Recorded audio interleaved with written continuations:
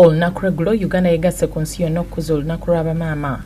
Abakyala bettanidde nnyo emirimu mingi n'egyo gye tulaba egy'abasajja n'ekigendererwa eky'okufuna kye bazza mu nsawo okusobola okubezaawo famire zaabwe. Balina nnyo obuvunaanyizibwa ku baana baabwe ate n'abasajja basuuliridde nnyo abakazi okubeera nga tebalina buvunaanyizibwa. Ebiseera eby'edda bamaama emirimu gyabwe egisinga gyabanga gya mu ffumbiro kyokka. Omulembe guno si bwe guli nga n'ebikolwa ebyenyamiza byeyongedde okugezanga okukuba abakyala okubatuusaako obuliisamaanyi n'ebirala.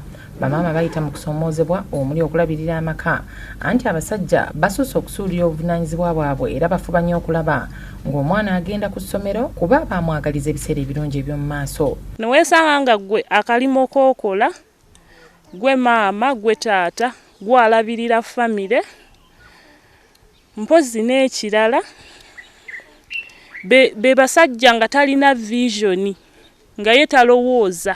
Bamaama betwogeddeko nabo batulaze okusoomozebwa kwe bayitamu okukuza abaana baabwe. Akati n'obeera wano Kampala abalimu abasajja abalala bajja wano ne bagamba ati ssente zizino kumbe alina obulwadde bwe bwa siriimu.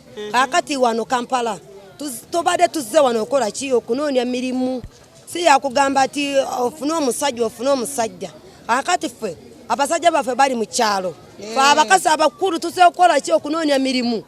Basabirise wano bafunye 13 12 ya 10 abafune mutwalo enyumba busasula nze mutwalo na omwana abaana basatu mutwalo 3 tawali ekintu kyokulya tusabirise oluguudo bulunaku tutasula mu nyumba mutwalo 2 mutwalo 3 ne tusigala nga ate obuvunanyizibwa bw'abasajja fe abakazi kati fe abakola ki fe ababukola ate n'abasajja okufuna omusajja nga talina kangambe nti nga talowooleza tafaayo ku famire ye nga tagiwa kitiibwa.